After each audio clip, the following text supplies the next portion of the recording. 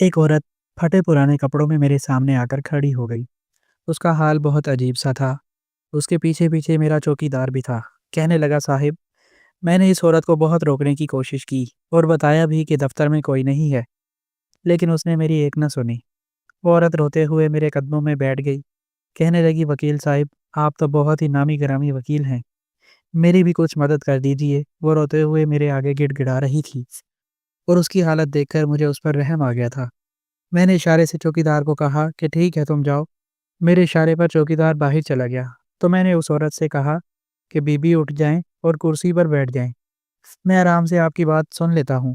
وہ میرے سامنے کرسی پر بیٹھ گئی۔ اس نے اپنا چہرہ دوپٹے کے پلو سے چھپایا ہوا تھا، ہاتھ پاؤں ہلکے ہلکے لرز رہے تھے۔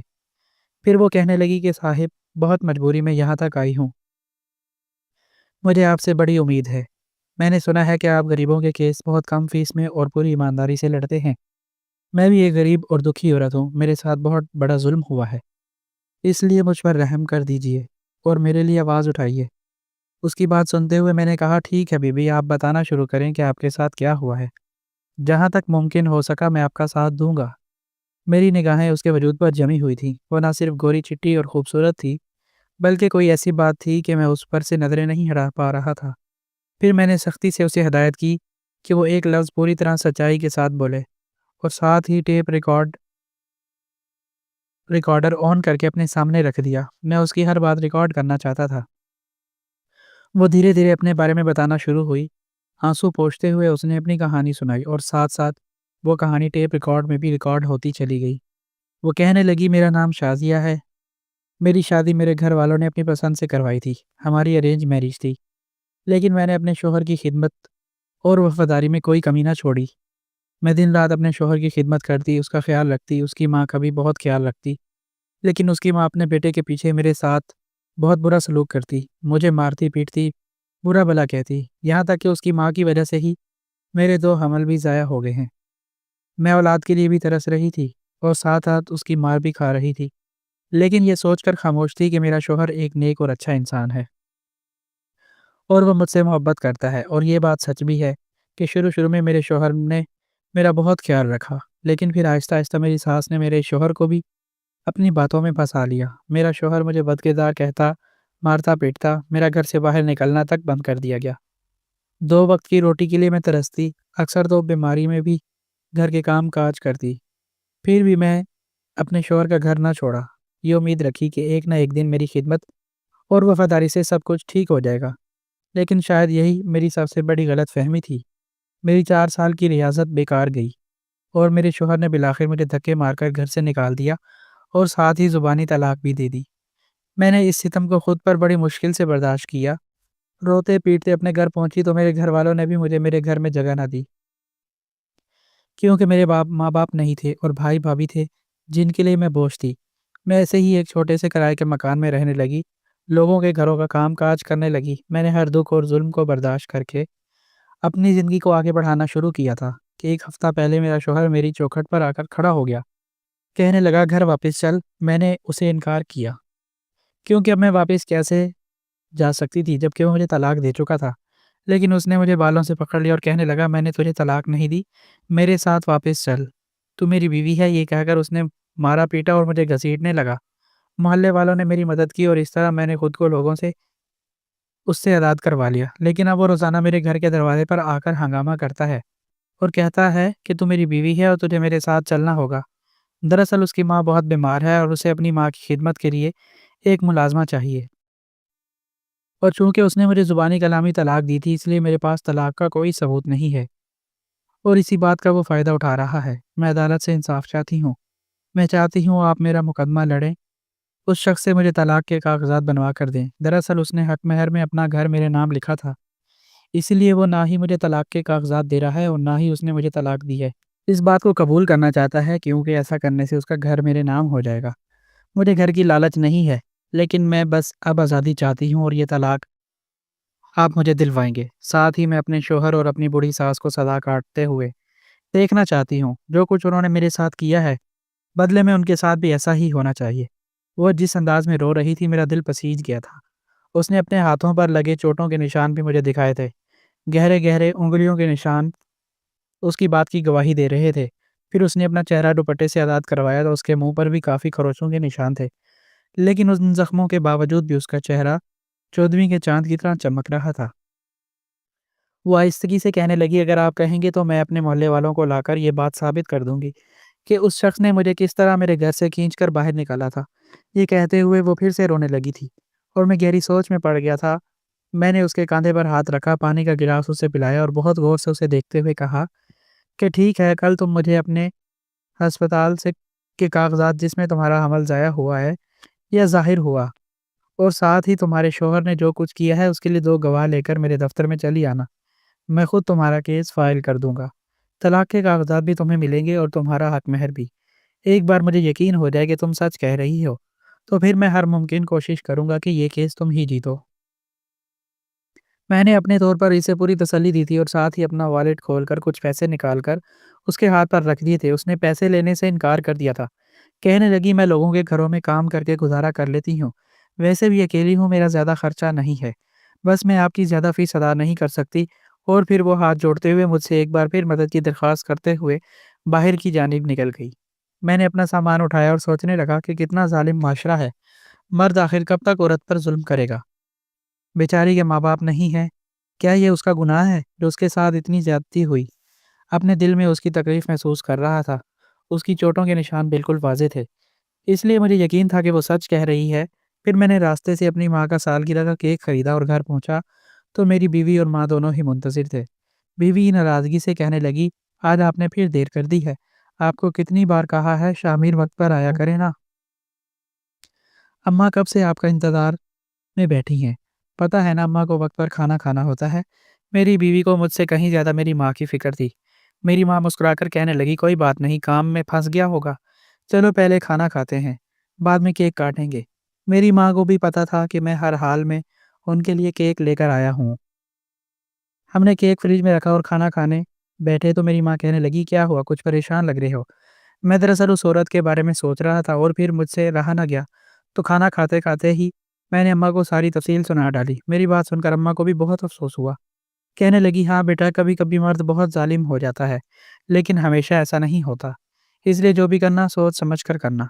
اماں کی بات سن کر میں چونک گیا اور سوچنے لگا کہ اماں ٹھیک ہی ہے، کہہ رہی ہیں، جب تک وہ عورت گواہ نہیں لے آتی یا اس کے محلے کے لوگ اس بات کی گواہی نہیں دے دیتے کہ اس کے شوہر نے اس کے ساتھ برا سلوک کیا تھا، مجھے اس کی ہر بات پر یقین نہیں کر لینا چاہیے۔ وہ عورت جانے سے پہلے اپنا پتہ لکھوا کر گئی تھی، اس لیے میں نے سوچا کہ اگلی صبح سیدھے اس کے محلے میں جا کر خود سے خود معلومات کروں گا۔ میں ان وکیلوں میں سے تھا جو صرف اور صرف سچائی کا ساتھ دیتے تھے۔ اگر کیس کے درمیان بھی مجھے پتہ چل جاتا کہ میرا اپنا کلائنٹ جھوٹا ہے تو میں اس کیس کو وہیں چھوڑ دیا کرتا تھا۔ اس لیے میں نہ صرف مشہور تھا بلکہ میں نے ہر کیس کو جیتا بھی تھا، کیونکہ سچائی اپنا آپ منوا کر رہتی ہے۔ کھانے کے بعد اماں اور میں نے مل کر سالگرہ کا کیک کاٹا، میری بیوی نے تالیاں بجائیں اور اس طرح میری اماں کے چہرے پر خوشی آ گئی اور میرے دل میں یہ سکون اتر گیا کہ کم سے کم میرے گھر میں ساس بہو والا جھگڑا نہیں ہے۔ میرے گھر کی دونوں عورتیں ایک دوسرے کی پکی سہیلیاں تھیں، وہ دونوں آپس میں مل کر مجھ سے جھگڑا کر لیا کرتی تھی لیکن آپس میں کبھی نہیں لگتی تھی، اور یہی میری خوشگوار زندگی اور میری کامیابی کا اصل راز تھا۔ اگلی صبح میں اس عورت کے محلے میں گیا اور میں نے اس عورت کے علم میں لائے بغیر پاس پڑوس والوں سے معلومات لینی شروع کی تو مجھے کچھ لوگوں سے پتہ چلا کہ ایک آدمی آیا تھا جس نے اس عورت جس کا نام شازیہ تھا اسے گھر سے باہر کھینچ کر نکالا بھی تھا اور اس کے ساتھ بری طریقے سے پیش بھی آ رہا تھا، لیکن وہ کون تھا اور ان دونوں کے درمیان کیا معاملہ چل رہا تھا اس بارے میں کسی کو بھی علم نہیں تھا۔ کچھ اور لوگوں سے بات کرنے کے بعد مجھے یقین آ گیا کہ شازیہ ٹھیک کہہ رہی تھی، واقعی اس کا شوہر اس کے ساتھ برا سلوک کر رہا تھا، شوہر بھی وہ جو طلاق دے چکا تھا۔ میں اس کے محلے سے نکل کر اپنے دفتر چلا گیا تھا۔ پھر دوپہر کے وقت شازیہ 2 آدمیوں کو لے کر آئی تھی جنہوں نے اس بات کی گواہی دی تھی کہ اس کے شوہر نے اس کے ساتھ برا سلوک کیا ہے۔ اس کے محلے دار ہی تھے اور ساتھ ہی اس نے اسپتال کی رپورٹس بھی میرے سامنے رکھ دی تھی جس میں 2 بار اس کا حمل ضائع ہوا تھا۔ مجھے جب پوری طرح اس کی بات پر یقین آ گیا تو میں نے نہ صرف اس کے ساتھ جا کر FIR درج کروائی بلکہ اسے پورا یقین بھی دلایا کہ یہ کیس وہی جیتے گی۔ میں نے اپنے طور پر کہ اس میں کام کرنا شروع کر دیا تھا۔ بہت سی دفعات تھی جو شادیہ کے حق میں بہترین تھی اور اسے نہ صرف طلاق ملتی بلکہ حق مہر میں وہ گھر بھی ملتا جس میں اس کا ظالم شوہر اور ساس رہتے تھے۔ पुलिस वालों ने एफआईआर की बिना पर उसके शौहर और सास को गिरफ्तार कर लिया था। मैंने उसके शौहर से भी बातचीत की, लेकिन उसका शौहर तो एक अलग ही गाना गा रहा था। वो कह रहा था कि मैंने शादिया को तलाक नहीं दी है और मैं तो इससे बहुत मोहब्बत करता हूँ, उसके साथ रहना चाहता हूँ, लेकिन वही किसी और में दिलचस्पी रखती थी। इसलिए मेरा घर छोड़कर फरार हो गई और दूसरे आदमी के साथ उसने नाजायज़ ताल्लुकात बना लिए। मैं गैरतमंद मर्द हूँ, इसलिए ये बात बर्दाश्त नहीं कर सका कि इसके किसी और के साथ ताल्लुकात हैं, इसलिए मैं उसे वापस खींचकर अपने घर लाना चाहता था। मैंने उसके साथ मारपीट नहीं की, अलबत्ता मैंने उसे ज़बरदस्ती अपने घर वापस लाने की कोशिश ज़रूर की है। वो अपनी बीवी के बदकिरदारी की कसम उठाने को भी तैयार था, लेकिन मुझे उस आदमी पर बड़ा गुस्सा आ रहा था जिसने उस मज़लूम औरत के बारे में इतना कुछ गलत कहा था। मैंने गुस्से में कहा कि सच-सच बताओ अहमद, क्या तुमने अपनी बीवी को तलाक नहीं दी? उसने इनकार में सर हिलाया और कहने लगा, नहीं, मैंने अपनी बीवी को तलाक नहीं दी और ना ही मैं इसे छोड़ना चाहता हूँ। हमारी अरेंज मैरिज ज़रूर हुई थी, लेकिन मुझे उससे मोहब्बत है और मैंने उसके मरते हुए माँ-बाप से वादा किया था कि मैं आखिरी वक़्त तक इनकी बेटी का ख़्याल रखूँगा। उसकी बात सुनकर मैं ज़ोर से हँसा और कहा, अच्छा तो फिर ये बताओ कि तुम्हारी बीवी के 2 हमल कैसे ज़ाया हुए? मेरी बात सुनकर उसकी आँखों में आँसू आ गए, कहने लगा कि शादिया को बहुत जल्दी माँ नहीं बनना था। वो अपनी खूबसूरती और अपनी जवानी पर कोई कंप्रोमाइज़ नहीं करना चाहती थी। इसलिए जब उसको हमल ठहरा तो उसने उल्टे-सीधे हथकंडे अपनाने शुरू कर दिए, क्योंकि वो माँ नहीं बनना चाहती थी। मैंने और मेरी माँ ने उसे बहुत समझाया, लेकिन बिलाखिर उसकी कोशिशें रंग लाईं और उसका हमल ज़ाया हो गया। मैं इस बात पर बहुत अफ़सरदा था, लेकिन शादिया बहुत खुश और फिर उस तरह इसने दूसरा हमल भी ज़ाया कर दिया। दोनों बार इसकी तबीयत ख़राब हुई और हमें उस हॉस्पिटल लेकर जाना पड़ा, लेकिन हम डॉक्टर को ये ना कह सके कि ये हमल शादिया ने अपनी मर्ज़ी और खुशी से ज़ाया किया है। इसीलिए डॉक्टर को यही लगा कि ये हमल कुदरती तौर पर ज़ाया हुआ है। शादिया ने डॉक्टर से यही कहा था कि वो सीढ़ियों से गिरी है, इसलिए हमल ज़ाया हुआ है और यही उसकी रिपोर्ट्स में भी लिखा हुआ है। अपनी सारी बात कहते हुए अहमद पीछे की जानिब होकर बैठ गया था और मैं इसकी आंखों में आंखें डालकर उसका झूठ तलाश करने की कोशिश कर रहा था। फिर काफ़ी देर बाद जब बातचीत का सिलसिला ख़त्म हुआ, तो मैंने उठते हुए आखिरी बार कहा कि तुम अपने झूठ समेत सज़ा पाओगे। वो धीरे से मुस्कुराकर कहने लगा, सज़ा तो मैं पा रहा हूँ, शादिया जैसी औरत से मोहब्बत करने की सज़ा। लेकिन मैं झूठा नहीं हूँ और ये बात वक़्त साबित कर देगा। फिर मैंने शादिया के साथ से भी बात की थी, लेकिन उसने भी वही कुछ कहा जो उसके बेटे ने कहा था। मुझे उस बूढ़ी औरत पर भी बहुत गुस्सा आ रहा था। फिर मैं वापस अपने दफ़्तर पहुँचा, शादिया को बुलाया। जब शादिया आई तो मैंने उसके सामने उसकी सास और शौहर का बयान रख दिया, जो कि मैंने बाकायदा रिकॉर्ड ही किया था। शादिया वो सब सुनकर और भी ज़्यादा रोने लगी, कहने लगी, मुझ पर इतना ज़ुल्म करने के बाद ये दोनों इतना झूठ कैसे कह सकते हैं? भला कौन-सी औरत खुद अपना बच्चा ज़ाया करने की कोशिश करेगी? उसकी ये बात सुनकर मुझे भी यही ख़्याल आया कि कोई भी औरत इस तरह अपना बच्चा नहीं गिरा सकती। मेरी अपनी बीवी जब हमल से थी तो उठने-बैठने में तक बहुत एहतियात करती थी। मैं तो सोच भी नहीं सकता था कि वो कभी ऐसी कोई भी हरकत जानबूझकर कर सकती थी, जिससे हमारे बच्चे को नुकसान पहुँचे, और शायद हर माँ ही अपने बच्चे को लेकर इतनी एहतियात पसंद होती है। वो कहने लगी, आपको पता है, इन 2 हमल के ज़ाया होने के बाद डॉक्टर ने कहा है कि अब मैं कभी माँ नहीं बन सकती।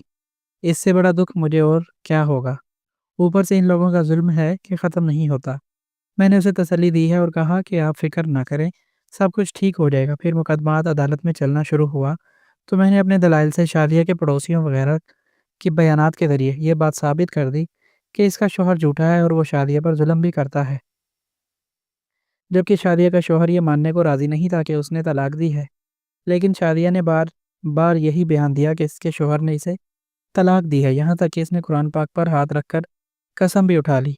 अदालत ने शादिया के जिस्म पर लगी चोटों के निशान को देखते हुए ये फैसला सुनाया कि हक महर में लिखा हुआ घर शादिया के नाम मुंतकिल किया जाता है और साथ ही अहमद को तलाक के कागजात बनवाकर देने की हदायत भी दी गई। शादिया के साथ बुरा सलूक रवा रखने पर अहमद को भारी जुर्माना भी आयद किया गया और साथ उसे और उसकी मां को 6 माह की सज़ा भी सुनाई गई।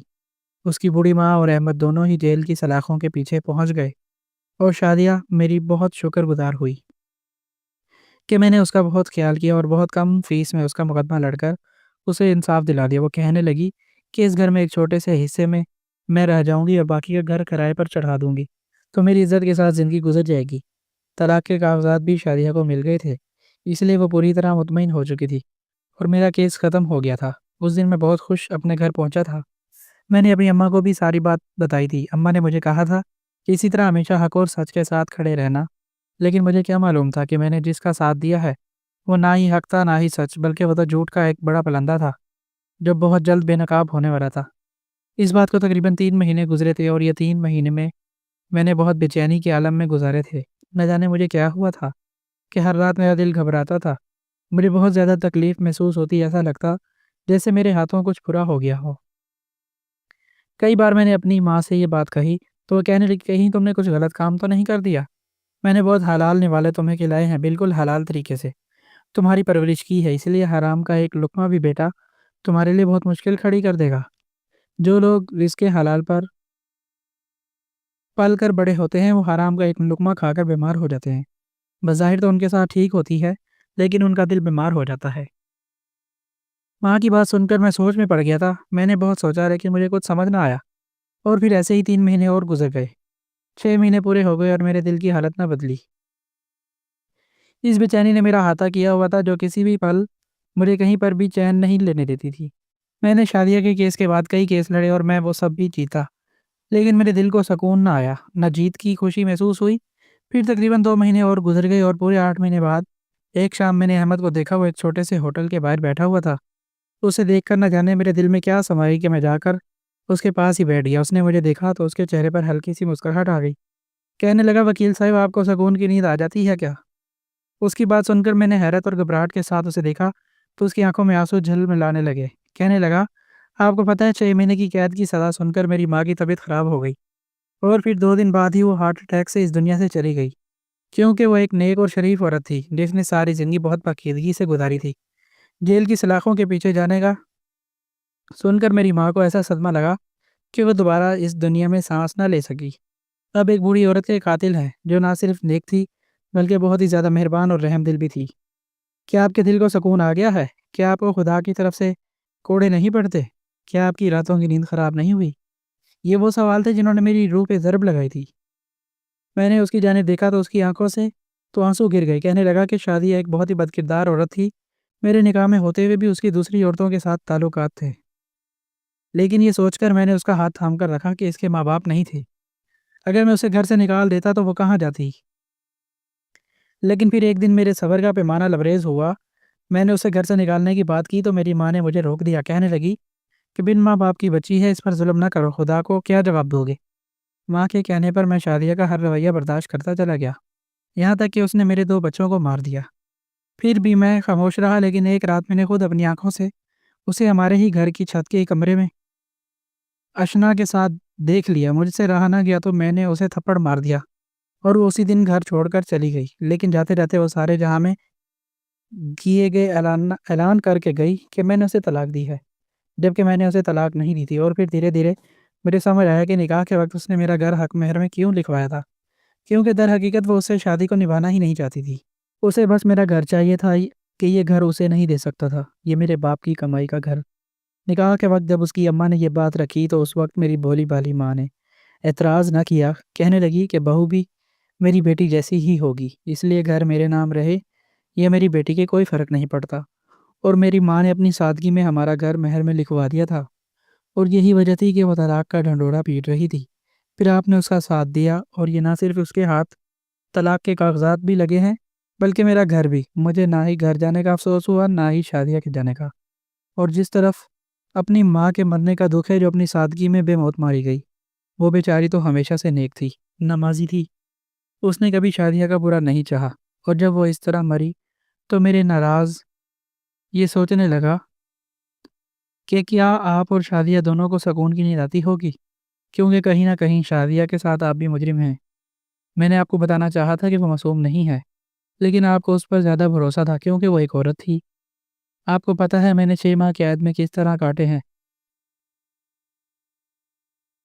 آج نہ میرے پاس گھر ہے نہ نوکری ہے، میں بالکل خالی ہاتھ ہوں، میری جیب تک خالی ہے۔ یہ کہہ کر اس نے اپنی جیب پلٹ کر دکھائی تھی اور شرم سے میرا سر جھک گیا تھا۔ میں اسے اپنے گھر لے آیا تھا، اس سے بہت معافی مانگی تھی، اس نے اعلیٰ ظرفی کے ساتھ مجھے معاف بھی کر دیا تھا، اور پھر میں نے اس کی طرف سے ایک کیس شادیہ پر دائر کروایا تھا جو ڈیفیمیشن کا کیس تھا۔ میں نے اس سے وعدہ کیا تھا کہ ہر کیس کی طرح میں یہ کیس بھی جیتوں گا۔ پہلے دن رات محنت کی تھی، ان گواہوں کو میں اکیلے میں بلا کر ان سے بات کی تھی۔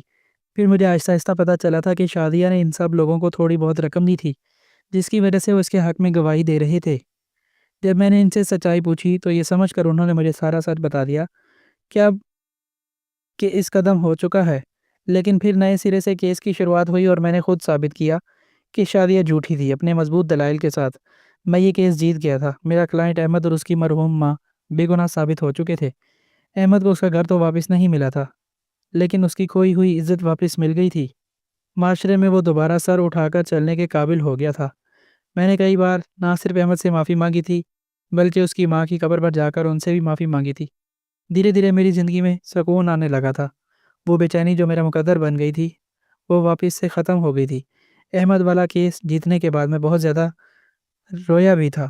خدا کے آگے جھولی پھیلا کر میں نے اپنی غلطی کی معافی بھی مانگی تھی۔ میری ماں کا کہنا تھا کہ مجھے اپنی غلطی کا احساس ہو چکا ہے، میں نے اللہ سے معافی مانگ لی ہے، اس لیے اب میں گناہ گار نہیں ہوں۔ شادیہ کو اس کے کیے کی سزا مل چکی تھی، وہ جیل کی سلاخوں کے پیچھے تھی۔ اس نے اپنی غلطی سے اپنی ماں بننے کی صلاحیت بھی کھو دی تھی۔ اس سے بڑی سزا اس کے لیے اور کیا ہو سکتی تھی؟ وقت گزرنے کے ساتھ ساتھ اسے خود پچھتاوے کے ناگ ڈسنے والے تھے۔ یہی سوچ کر احمد کے دل کو بھی قرار آ گیا تھا۔